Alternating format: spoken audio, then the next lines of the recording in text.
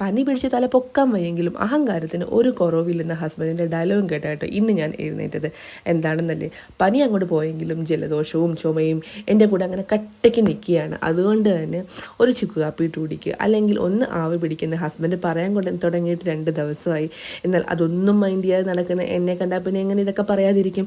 എന്താണെങ്കിലും പനി എന്നെ വിട്ടു പോകാൻ ഒരു ഉദ്ദേശമില്ലെന്ന് മനസ്സിലായതോടുകൂടി ഇന്നൊരു ചുക്ക് കാപ്പി ഇട്ട് കുടിക്കാമെന്ന് തന്നെ വിചാരിച്ചു. അങ്ങനെ പുറത്തിറങ്ങി കുറച്ച് പനിക്കൂർക്കയൊക്കെ പറിച്ചുകൊണ്ട് കൊണ്ടുവച്ചു. ചുക്ക് കാപ്പി എനിക്ക് ശരിക്കും പറഞ്ഞാൽ ഇഷ്ടമുള്ള സംഭവം തന്നെയാണ് കേട്ടോ.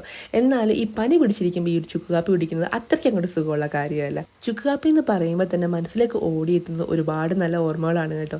മണ്ഡലമാസക്കാലം തുടങ്ങിക്കഴിഞ്ഞാൽ പണ്ട് അമ്പലപ്പുഴ അമ്പലത്തിൽ നമ്മുടെ അയ്യപ്പന്മാർക്ക് വേണ്ടി ചുക്ക് കാപ്പിയും അത് കണക്ക് തന്നെ നല്ല ഫ്രൂട്ട്സും വെജിറ്റബിൾസും വറുത്ത കപ്പലണ്ടിയൊക്കെ ഇട്ട് നല്ല അടിപൊളി ഉപ്പുമാവും ഉണ്ടാക്കി വെക്കും. വൈകുന്നേരം സ്കൂൾ വിട്ട് ഫ്രണ്ട്സുമായിട്ട് സൊറയൊക്കെ പറഞ്ഞ് സൈക്കിളും ചവിട്ടി വരുന്ന ഞങ്ങളുടെ മൂക്കിലേക്ക് അതിൻ്റെ വാസന അങ്ങ് അടിച്ചു കയറും. പിന്നെ ഒന്നും നോക്കില്ല, സൈക്കിളും ഭാഗമൊക്കെ ഒരു സൈഡിലേക്ക് എറിഞ്ഞിട്ട് ഒരൊറ്റ ഓട്ടമാണ്. അത് കഴിക്കുമ്പോൾ കിട്ടുന്ന ആ ഒരു സുഖം ഉണ്ടല്ലോ എൻ്റെ സാറേ, പിന്നെ ചുറ്റുമുള്ളതൊന്നും കാണാൻ പറ്റിയില്ല. ഇതുപോലെ ഞാൻ വീട്ടിൽ വന്ന് വർണ്ണിക്കുമ്പോൾ എൻ്റെ അമ്മയുടെ ഒരു സ്ഥിരം ഡയലോഗ് ഉണ്ട് കേട്ടോ. വീട്ടിൽ ഉപ്പുമാവും ചായയൊക്കെ ഉണ്ടാക്കി വെച്ചാൽ അത് മൈൻഡ് പോലും ചെയ്യാത്തവൾ അതാ ഇപ്പം ഇരുന്ന് ഈ വർണ്ണിക്കുന്നതെന്ന്. അതൊന്നും ശരി തന്നെ അല്ലേ. നമ്മുടെ അമ്പലത്തിൽ കിട്ടുന്ന ഓരോ ആഹാരത്തിനും അതിൻ്റേതായ ഒരു ടേസ്റ്റ് ഉണ്ട്. അത് വേറെ എവിടെയും നമുക്ക് കിട്ടില്ല. അയ്യോ, കഥകളൊക്കെ പറഞ്ഞ് ഞാൻ കാട് കയറി കേട്ടോ. എൻ്റെ ചുക്ക് കാപ്പി ഇവിടെ റെഡി ആയിക്കൊണ്ടിരിക്കുകയാണ്. തളയൊക്കെ വന്ന് തുടങ്ങിയിട്ടുണ്ട്. ചുക്ക് കാപ്പി ഒന്നും ഉണ്ടാക്കാൻ ആരെയും പഠിപ്പിക്കേണ്ട കാര്യമില്ലല്ലോ. അതൊന്നും അറിയാത്തവരായിട്ട് ആരും കാണില്ല. അതുകൊണ്ടാണ് കുഞ്ഞു കുഞ്ഞു ഓർമ്മകളൊക്കെ പറയാമെന്ന് വിചാരിച്ചത്.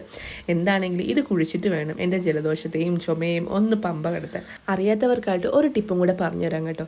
നമ്മൾ ഈ ചുക്ക് കാപ്പി ഉണ്ടാക്കി കഴിഞ്ഞ് വരുന്ന ആ ഒരു വേസ്റ്റ് ഉണ്ടല്ലോ, അതെടുത്തൊന്ന് ആവി പിടിച്ചു കഴിഞ്ഞാൽ നമ്മുടെ ജലദോഷവും ചുമയും അതെല്ലാം നമുക്ക് പെട്ടെന്ന് മാറി കിട്ടുമെന്ന് എൻ്റെ ഹസ്ബൻഡിൻ്റെ അമ്മ പണ്ട് പറയുന്നത് കേട്ടിട്ടുണ്ട് കേട്ടോ. ഞാനിതുവരെ ചെയ്തിട്ടില്ല. എന്താണെങ്കിലും ഇത്തവണയൊന്ന് ട്രൈ ചെയ്യണം. എന്താണെങ്കിലും എൻ്റെ ചുക്ക് കാപ്പി ഇവിടെ റെഡി ആയിട്ടുണ്ട്. ബാംഗ്ലൂരിൽ വേനൽമഴ അങ്ങനെ തകർത്ത് പെയ്തുകൊണ്ടിരിക്കുകയാണ് കേട്ടോ.